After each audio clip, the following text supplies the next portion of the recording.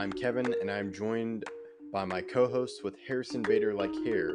Yeah, it's a weird ordeal. Katie is just proving to be childish. Which is why I don't feel I would give $5 million to Jack Campbell. I don't know. Baseball is one of those sports where anyone who makes the playoffs really can be a contender.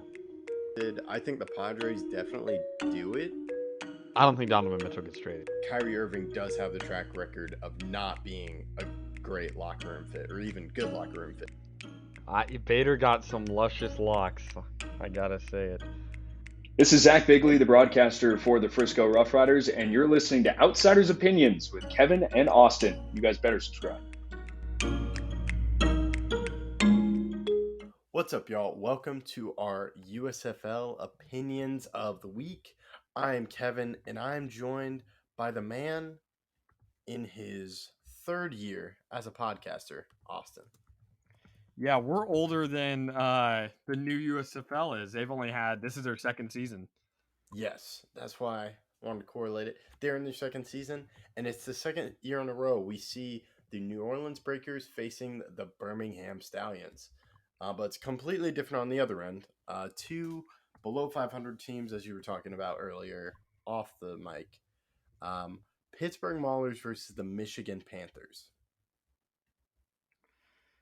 What a crazy turn of events to see a team that is under 500, or a division that is under 500. Everyone in the division was under 500, and every team in the South was 500 or better. I mean, we talk about parity, and there was a lot of parity, but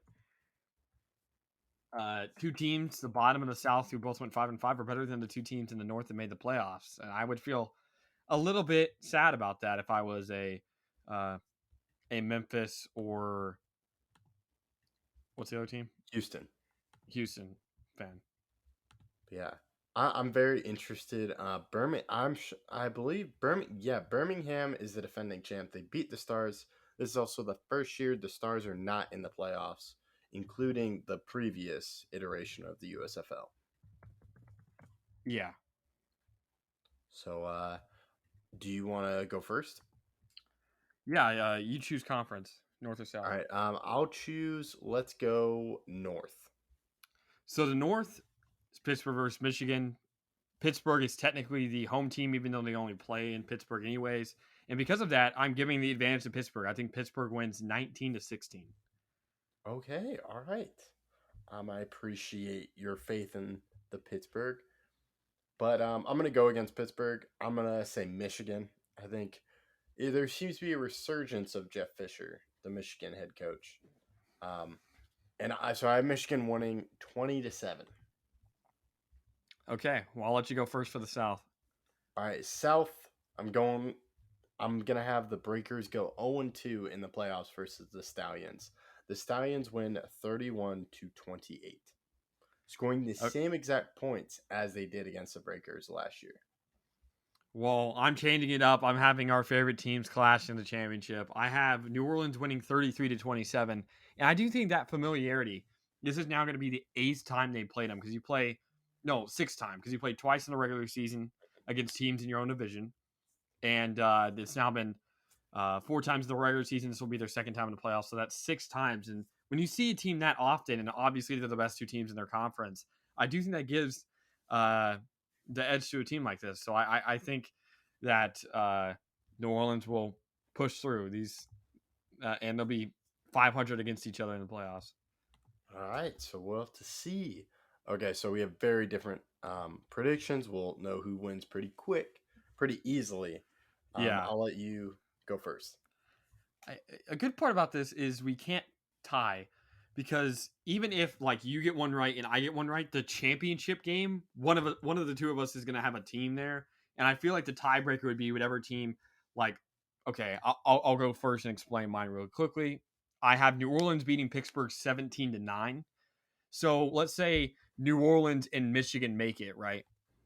So we both get one right. If New Orleans wins, I think I should win, because I had that team going further. But if Michigan were to win, you would win, even if you don't have Michigan winning. You get what I'm saying? Yeah, that makes sense. Yeah, I because guess I have it New Orleans there. winning, so that's not a good example. But who do you have? I have Birmingham winning.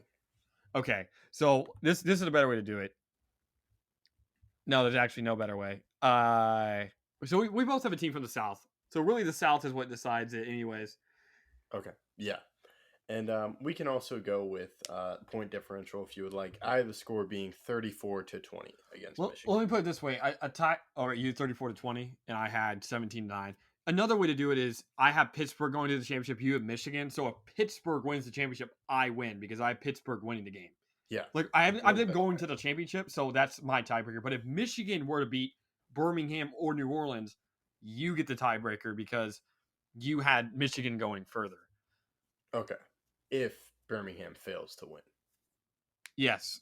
If well, it would have to be New Orleans. It would have to be because I get one and you get one. So you get Michigan, I get New Orleans, but Michigan wins. You win because you had Michigan going further. But if it was Pittsburgh against Birmingham and Pittsburgh won, I would win because I had Pittsburgh going further. Yes, that makes sense. Because we both have one team in the finals and we got the final. Both of us got the final wrong. So it's just who ever had the team that won going further wins. Hopefully, we won't need a tiebreaker though. Hopefully, just Hopefully we wins. Yeah, we'll have to see.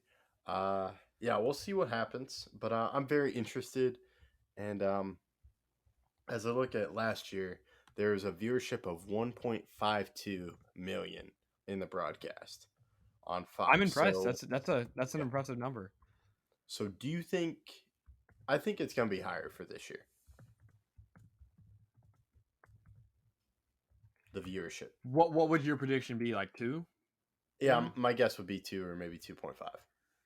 I just think this league is better than the XFL, better executed.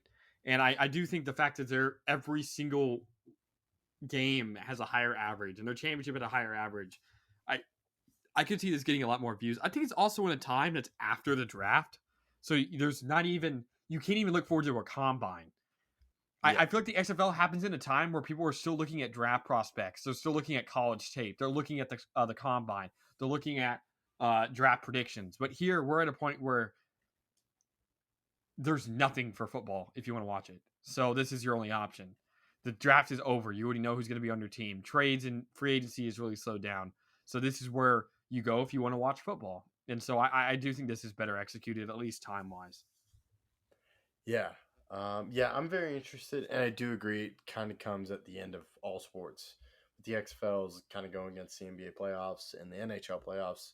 USFL, the regular season, was dealing with that, but now there's really nothing going on. So that's all I got. So I'm very intrigued what happens.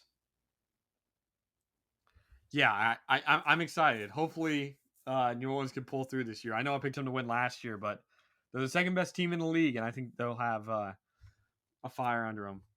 And we'll have to see.